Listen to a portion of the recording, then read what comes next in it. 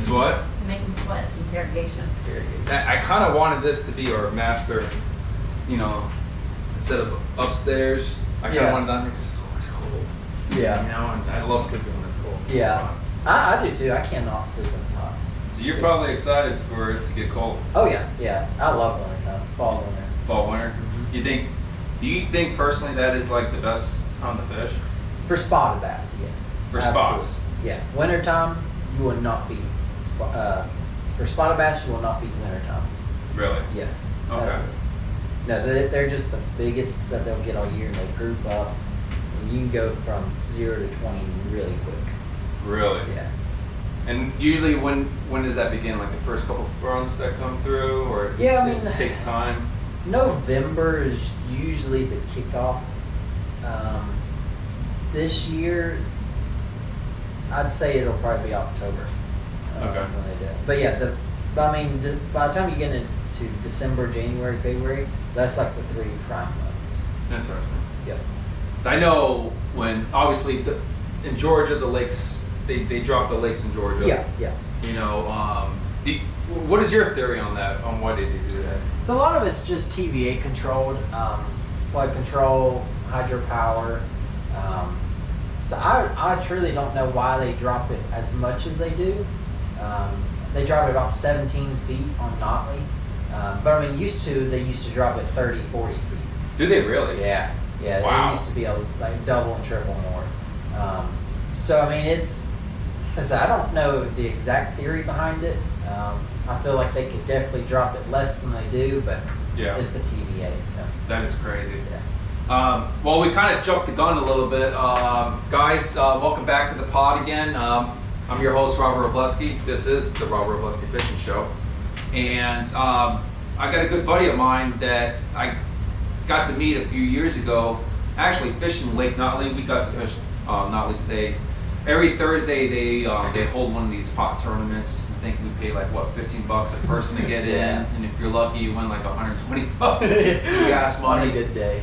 But yeah, I met Will a couple years ago, and that's how I started to become friends with him. And we're obviously this podcast is about Will today and stuff, so we'll get to know him a little bit. And you know, lately I haven't really been posting things and stuff like that. I've been kind of quiet as of late.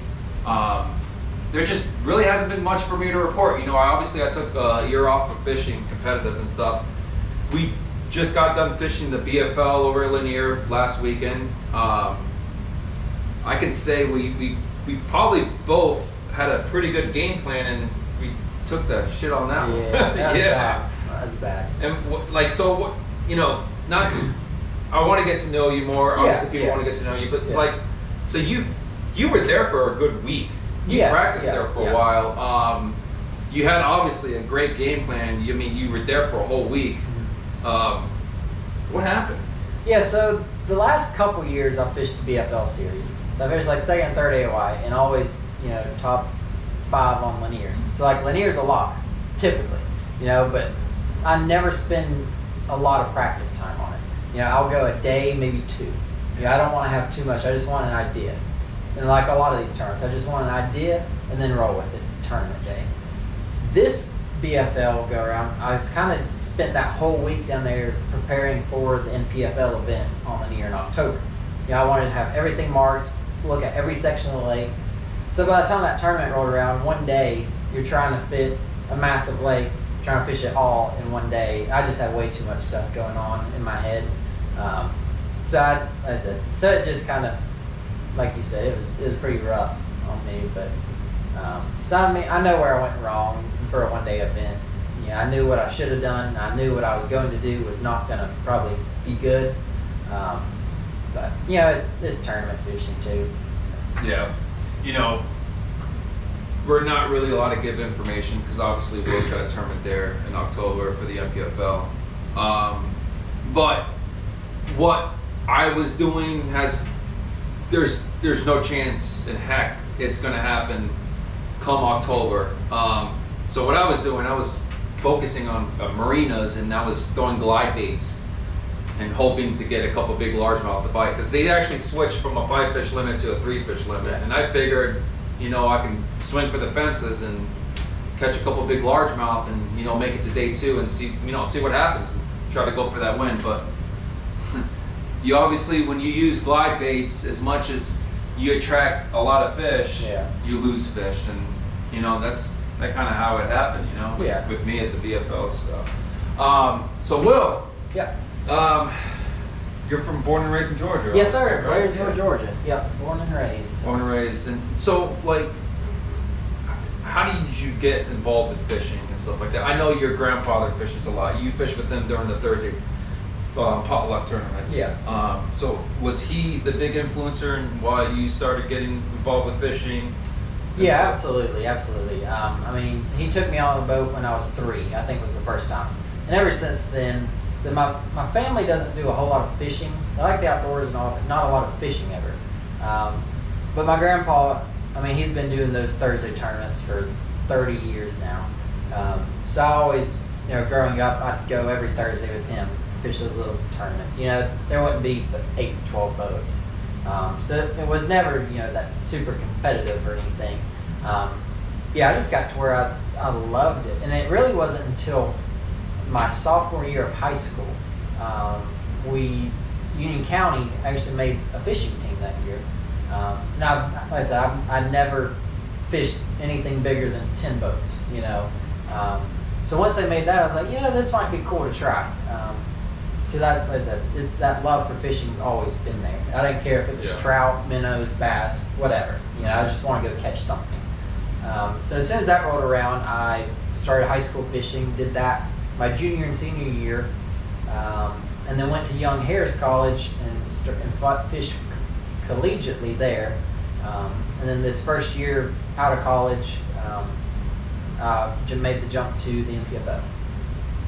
Nice. Yeah. Yeah, and it's funny because when I fished Will when I fished with Will a few times on my boat, I noticed something different.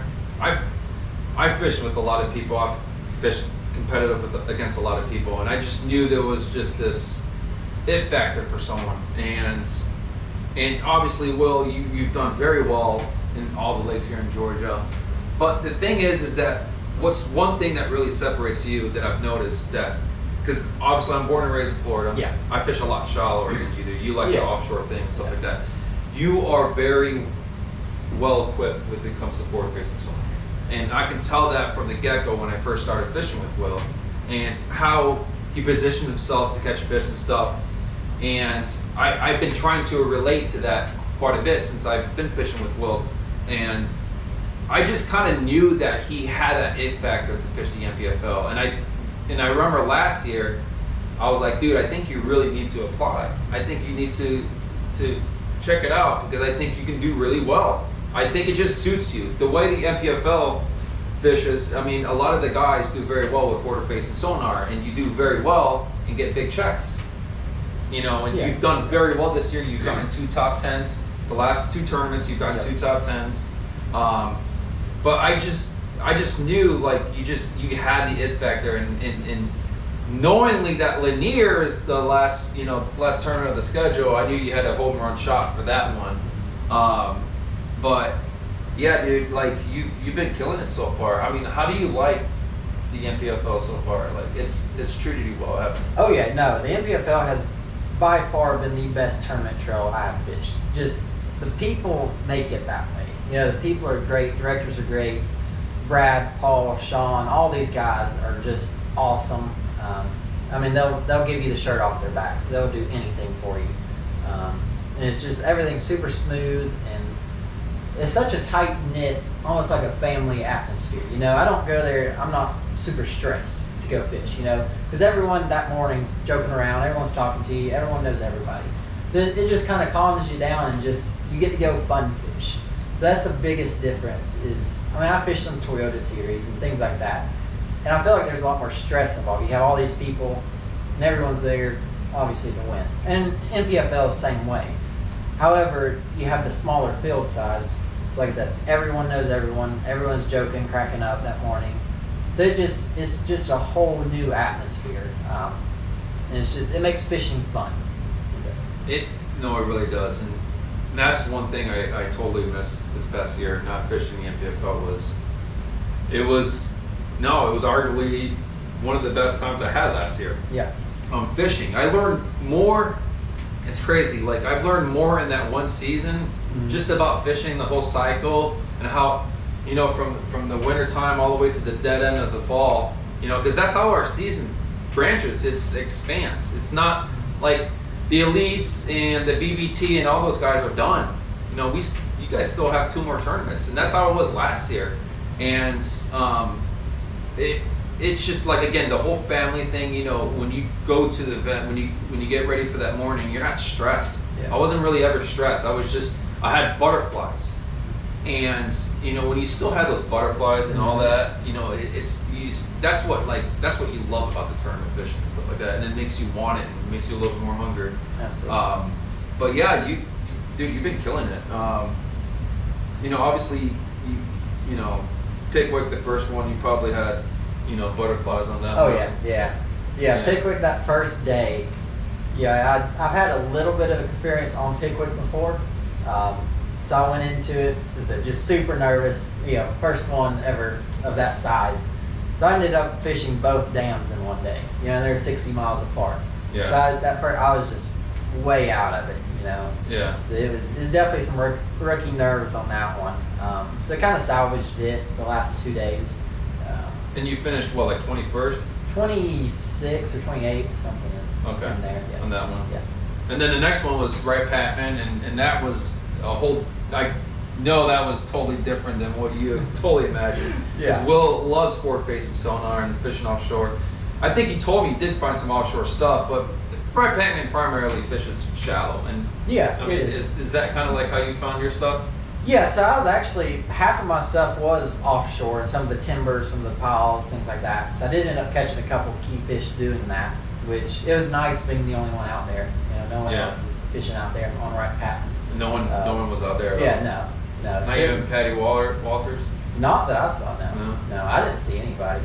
Wow. So it was, but on that one, it's funny, on our off day, I woke up, had food poisoning. So I spent that whole Wednesday in the urgent care. I was like, man, I'm not fishing this time. It was awful. So I woke up the morning of the start of the tournament, and I'm like, what, let's give it a try. So I went out there, and they asked me to keep my location on, so I can just, if I needed picked up or whatever, send a text in there. So it was a pitiful day, pitiful tournament. I just felt terrible. So to get out of that one and still survive with some points was great. And you just finished out the money on that one. Yeah, like right? 21st or 22nd. Yeah, and it's crazy. Like, it's so close. Imagine if there was a full field. I mean, Will could have had back-to-back checks. When I mean a full field, like 130 plus anglers instead of the 76 that's in the NPFL this year. But Sandy Cooper, dude, you just you opened the eyes of a lot of people. Yes. Like I remember watching the thing live, and Luke Duncan is just like, Will Harkins, man, where did he come from? Yeah. Dude, you obviously you caught him offshore. You're, from what I was seeing live, and not you telling me anything. From what I've seen, you throwing like the jackhammer, and I think you threw a spinner bait. Yeah. Did you throw a pink robo worm or something like that? Absolutely. You got to. Yeah. Yeah, no, Santee was awesome. That was my first time ever seeing the lake. Never been there. So, pre-practice wise, if I don't get to go to the lake, I at least sit down and spend like a whole day mapping it out. So I'll break it down into 3 sections. Section 1, 2, and 3. In that first day of practice, when we actually got there, so I didn't catch a fish all day. I didn't have a single bite all day. So I'm like, dang, this place sucks. So I hated it. And then that second day, changed areas just a little bit and moved offshore. And like first cast caught like a 7-something. And I'm like, well, if they're gonna be offshore, then I'll devote, all my time to it. So I ended up, I idled for just the rest of the 2 days. Just marking spots. Yeah, I call them trash piles. Little piles out of the way that no one's gonna fish. Little one or two cast stuff. I don't want the big pretty stuff all the time. So yeah, so I think that first tournament day, me, Patrick Walters, and Sheldon Collins were all rotating the same water. We were all in the same little area, and we ended up after day one being 1, 2, and 3. So then after the second day went great. Going into the third day, second place. I knew I kind of had 3 areas. I knew I could get a day out of each area. So all my day 1 weight came from this little section. All my day 2 weight came from this section over here. So day 3, I was just going to combine them all, fish everything I could, because I really didn't have that much stuff. Because first time there, I'm kind of limited on my scope here. So that we ended up having the weather come in and delay it a day. Yeah, so skip the day. Yeah, some crazy winds, and the waves out there, just watching it from shore. That was crazy. I'm glad we didn't go. And I was actually kind of bummed because, sorry to interrupt, but No. when they obviously canceled the day, which was, I'm glad they did because the wind was horrible, and then the next day, that was your shot to get back on that camera, and they decided not to get the camera. I was like, dude, I was pretty bummed about it. I even got that fixed TV stuff to see if maybe Will had a little GoPro with him. Nothing. I was like, So basically, what I did was I just, was watching the track live, and I was like, dude, he's about to bust one. And then when it was over, I'm like, I remember, the day 2, you bust a couple big ones at the very end when the cameras shut off, and no one expected you to have that weight when you came in for the scales. Yeah. But dude, and I didn't mean to interrupt. No. You had a great tournament. I was in awe. I mean, you can ask Pam. I mean, I had tears in my eyes on day 2 because I was like, dude, this he has a chance. Yeah. And to beat Patrick Walters at his home lake, but Patrick Walters is he's not going to slip up. And I just ran out of stuff. I think the wind kind of blasted a lot of stuff, blew the fish out, and just having no experience there. That was my shortfall. Was I had nothing to go back on, so and it started really good. I pulled out there, caught like a 5.5 first thing. I'm like, it'll be a good one. Yeah. But then after that, it was a train wreck. So So ended up 3rd there. But I mean, this year my plan was make a top 20. To do that at the 3rd event, I was happy. Yeah. Take it. And then the next one was, I mean, guys, if you guys have never been up north, I mean, fishing up north is, if you're from down south and you don't get the chance to fish up north, it's a whole different ballgame. I mean, those fish are they're crazy. They're stupid, but it's so much fun.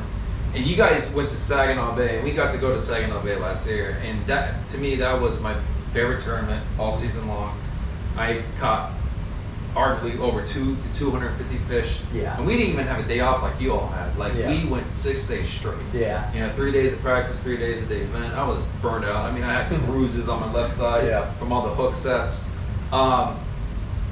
So tell me about Saginaw. I mean, we've obviously talked before you got the information. I kind of told you a couple pinpoints and stuff like that, where to go.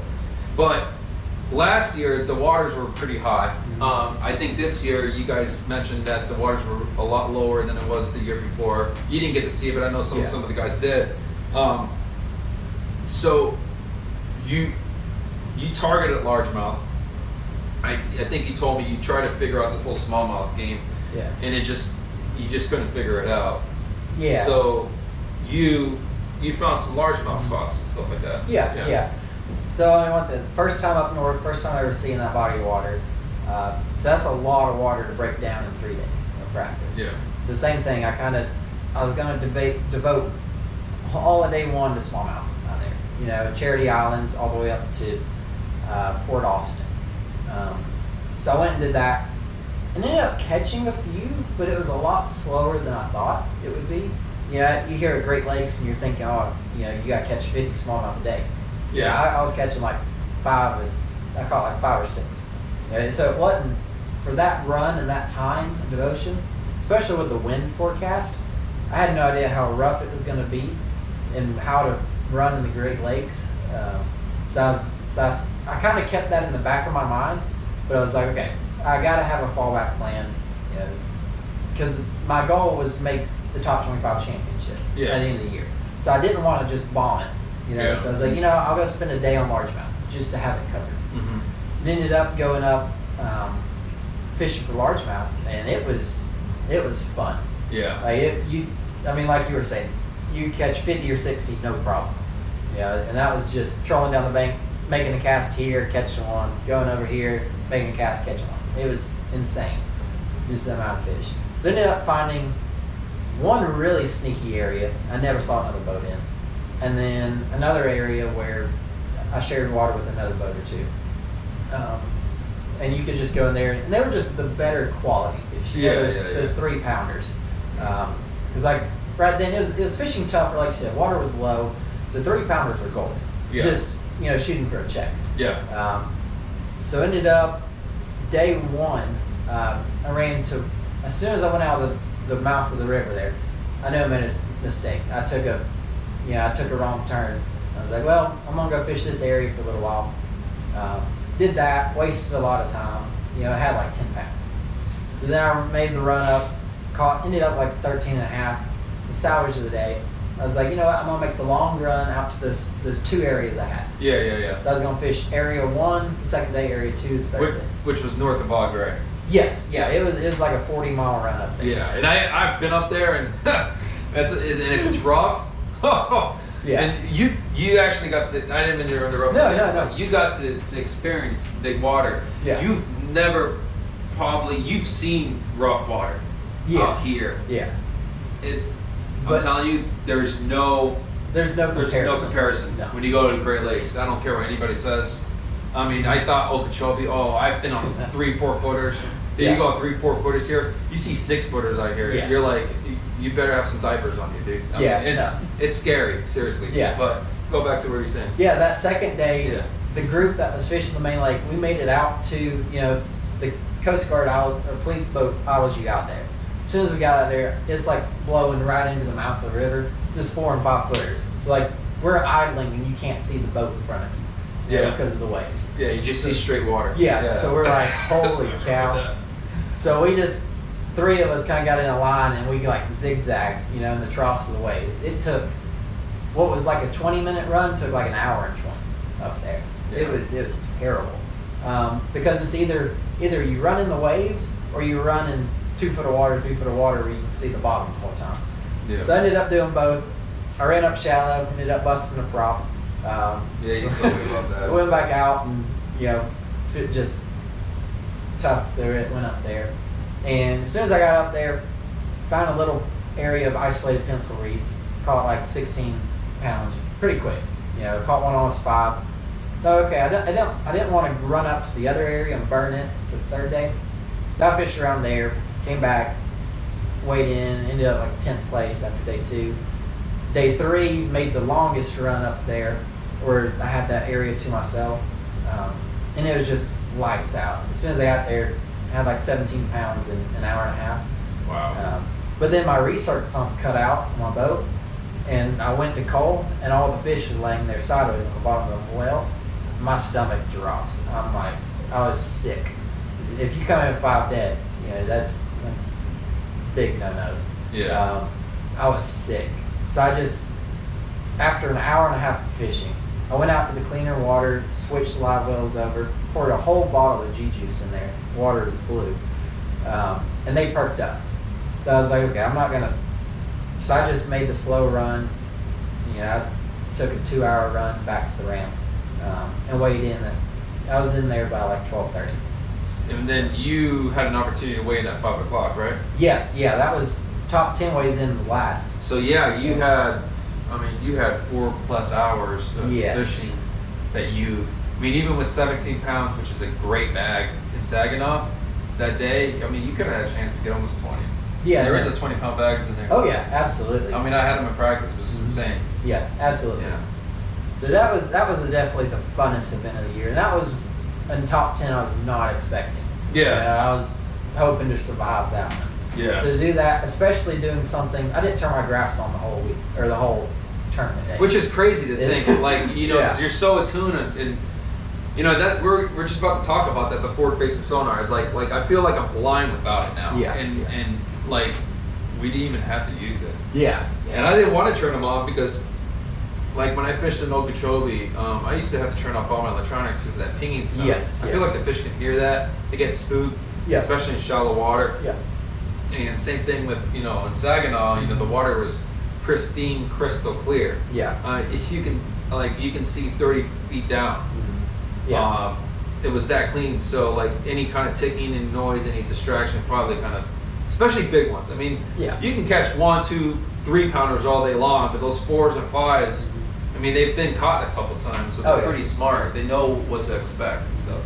So yeah, dude, you had a great finish. I mean, you weren't expecting the top 10 on that one, No. but you did it. It's good. And then the next one is Eufaula, Oklahoma. You obviously don't have that much information, that much Yeah. detail about that lake. You're just gonna go up there and practice for 3 days. Pretty and much. just figure it out. Yeah, I'll do the same process as I've done the other lakes. I've never been there. I don't know a thing about it. So that, from what I've heard from other guys, is this going to be a grinder. Yeah. So some of the guys were saying a limit each day, have you in top 10. Yeah. So it's going to be one of those, you just got to put your head down. And those are the ones, if you figure out something just a little bit, you're come a long golden. way. Yes, yeah. A little bit will take you a long ways on Yeah. this. Versus, I mean, like Saginaw, everyone's going to catch fish. Yeah. You know, that one, not everyone's going to catch fish. Yeah. It's going to be It's tough. gonna separate them. Yes, Big yeah. time. Yep. So that'll definitely shake things up in the standings for the year. I'm just hoping I'm not one of the ones that fall way off. Yeah. There, I think you'll figure that out. I got confidence in you. And then the last one. yeah. Yeah, that's the reason I signed up this year. That and you told me to. So Yeah. those were the two deciding factors. As soon as I saw Lanier, I'm like, man, $100,000 on Lanier. It's funny. Yeah. It was Kissimmee last year at the last event, and I was on the round table, Yep. and we were talking about.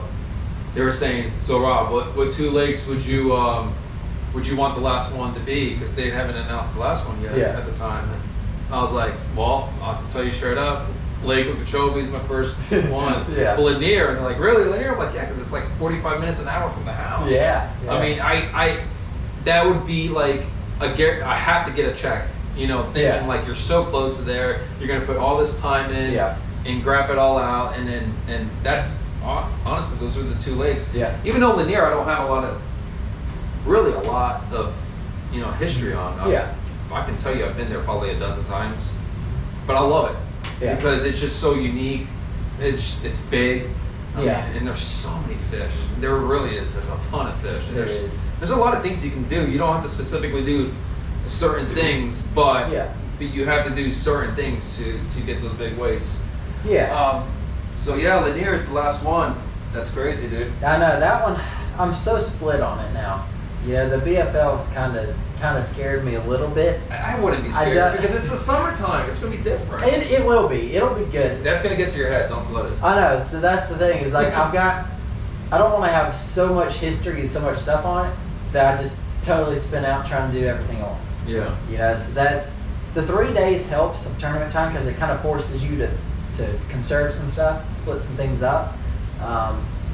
But that you don't have to catch them every single day. And so I know what to do, I know where to do it.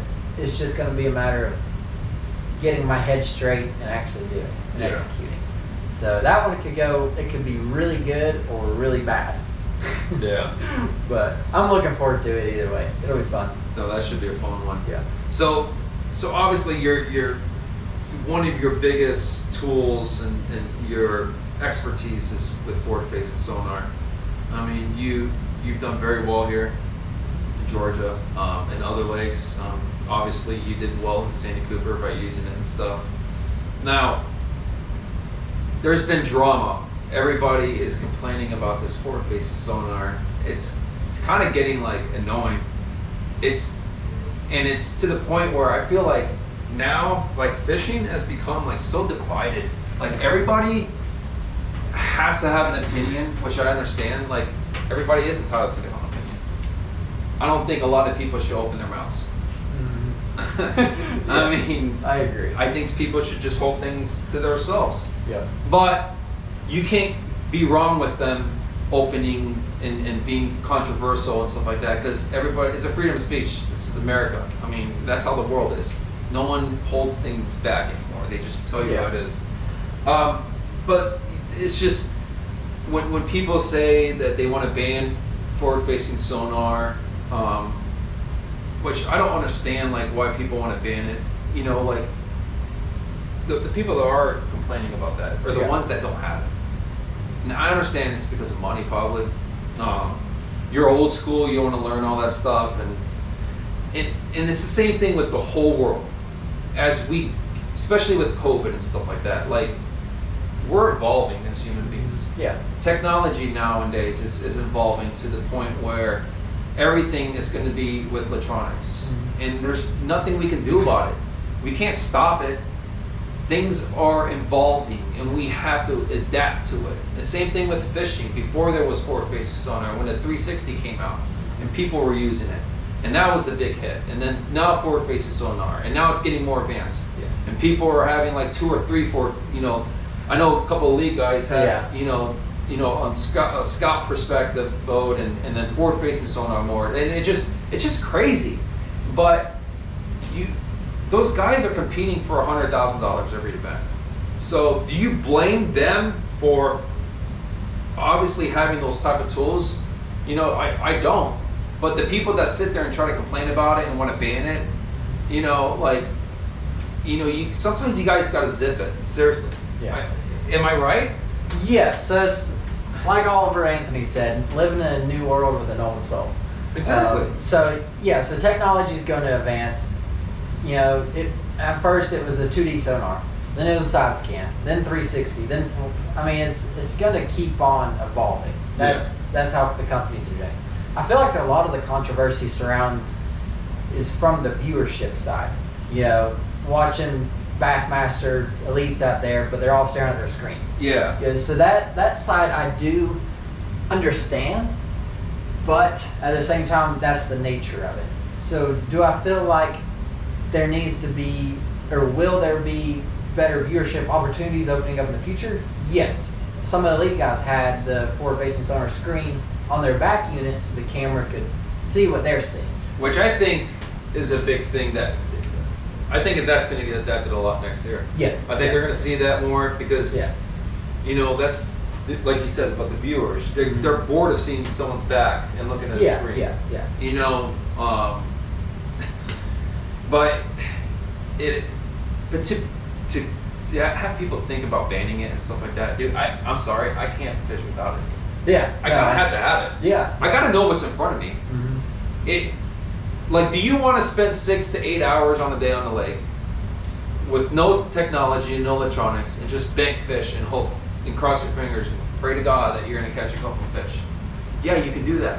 Or do you want to utilize your time, because time is so precious. I don't think a lot of people understand it. Time is it's really, really precious. So you spend a lot of time, you know, beating these banks, but then you can spend more time picking spots out and finding these fish with forward-facing sonar and try to find them and locate them that way and utilize your time. Yeah. You know? So unpopular opinion, forward-facing sonar does not help you catch all the fish. No, it doesn't. I've been plenty of times out there. You can see, you know, you'll have a school on Chateau. They'll school up. You'll see 100 fish there, you know, out 80 feet from you. And if they're not going to bite, they're not going to bite. Like, you can't force them. Just because you see them, you're not going to catch very many of them. Exactly, So it's not, there shouldn't be that much controversy over it. There's so much money. I mean, the companies are making money. Yeah. They're funding these leagues, the Bass, MLF, NPFL. So I don't feel like a ban will help anything in any way. But I do feel like there should be some more viewership opportunities, like I was saying, to make it a little more interesting for the watchers. Yeah. But as far as the pros having the graphs, have as many as possible. If it'll help you, if it catches you one more fish, have it. Yeah. You know, because we've learned I've grown up with it. You know, when I started tournament fishing, I had it up until now. So the last 4 years, 5 years, whatever. So I've really grown up with it. So like you said, I couldn't fish without it. I'd rather be out there in 100 foot of water than up there flipping a jig on the bank. Yeah. Yeah. So it's definitely changed the game, but it's not an end all be all. You know, there's going to be more technologies coming. There's going to be more developments. So I feel like on the production side, that's where things need to change a little bit. Is making it interesting for the viewers. Because on the pro side, none of that's going to change. Yeah, and I'm sorry guys, it's not going to change. So you guys complaining about it and saying that, no, we need to have another league that has no forward-face sonar. Well, then go start up a league, okay? Yeah. And you guys can deal with that. But this whole dividing thing and people, you know, and I wanted to bring this up too. Like, you know, there's been so much drama this year. I feel like lately fishing has just been dramatized. It's like you got the right Republicans, you got the left, you know, and I'm not pointing anybody that's a lefty. It all started with the walleye guys and the boys. That's what kicked it all off. But it's like the information. Like I know there's guys that get information, and when they're not allowed to get information just to get an edge. I know there's people that wholesale and people that run people off. You know, with the whole controversy that you follow with Tucker Smith. Yeah. And how he can just go on with his life and how everything's perfect. But this no information stuff and you know and the cheating and all and getting an edge of people and stuff like that, like you've seen it. I know you've seen it. We've talked about this you know in the dungeon without letting people know what we're talking about. But like, what's your take on that? Like, do you think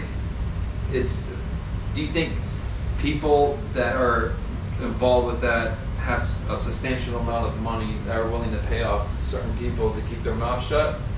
Or you think people are eventually going to start like pointing fingers and things are about to get crazy? Man, I don't know. There's so much gray area in fishing. Like, you know, baseball is black and white. Yeah. You know, fishing, in regards to information and all these things, is so gray. I don't think you'll ever be able to cure that, so to speak.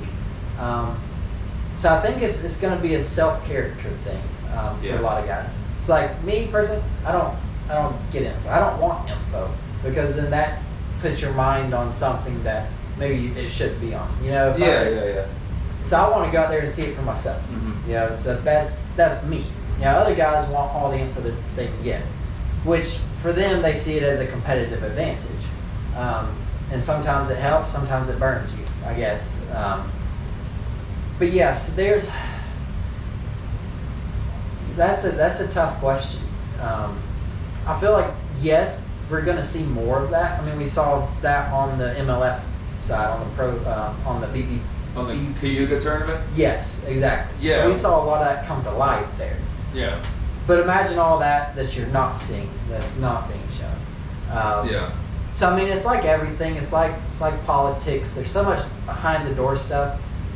But I feel like it can be so hard to compete against that too. So I think you just have to self-reflect and be like, okay, what is my intention? What is my goal here? You know, for me, I want to go out there and have fun. I want to go meet people. I want to go catch fish, you know, and enjoy that. I'm not going to put so much stress on it where if it takes me having to get a check to have fun or make the next one, I'll be done with it. Yeah. You know, I want to go out there and have fun, and at the end of the day, it's going to only help you more doing it yourself. Yeah. You know, these guys who are getting all these info for all these lakes, I feel like in the long run, it's going to hurt them more. The whole sitting, all of that. And in the meantime, yes, it may win you a few more dollars, but for me, it's not worth it. Yeah. You know, so I think it's definitely a self-reflect thing. You're never going to get rid of it. Yeah. Just because you cannot control all these little gray areas of fishing. So it's just one of the things you got to take into consideration, I think. Yeah. No, you nailed that in the conference. Seriously, like it's a lot of gray area and hasn't really been exposed yet. And Yeah. once it does, we'll see what happens and stuff like that. But we're gonna end this here soon. Will, sponsors this year. I mean, who's helped you? Who's support you? I know you got this thing with this slogan that you have that you created with your wristbands. God's got this. Talk to me about that, and talk to me about Will's very vocal with the Lord and stuff like that. Tell us a little bit about that and a little bit about your sponsors and stuff like that. Yeah, absolutely.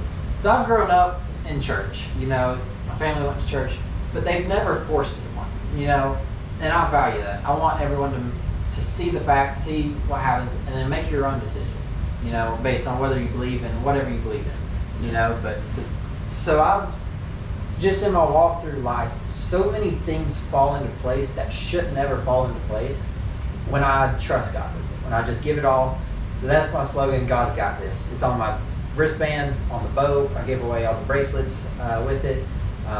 Just everything due to one fact, due to the peace of mind that I've got. Nothing else is going to give you that peace of mind. The drinks, the drugs, the parties, all that so many people go through, that's great now. It makes you feel great now. But, later it leaves you empty. So Jesus is the only one that you can keep going back to and keeps you filled, and keeps that peace of mind. So I love having that comfort in this bigger plan that he holds tomorrow. So I don't have to worry about it. I don't have to stress over it. And I mean, like the NPFL this year, in October of last year, sign-ups open, I don't know, November or something. You had to have your deposit in by January. So in October of last year, I was still college fishing, BFL fishing. I had no thoughts of NPFL. I had an old boat, 2006 boat, one graph on it. So I mean, I was like, there's no way. It was always just going to be a dream, But then I was like, you know what? I'm going to pursue it, and if the door is open for it, I'll go for it. Because I didn't have that money. I didn't have any of that, sponsors, anything. Yeah. So I was like, you know what? If that's his plan, I'll go for it. Because you had kind of embedded that. You're like, I think you could be good. You should look into it next year. Yeah. I was like, I'll look into it. So I got started and ended up.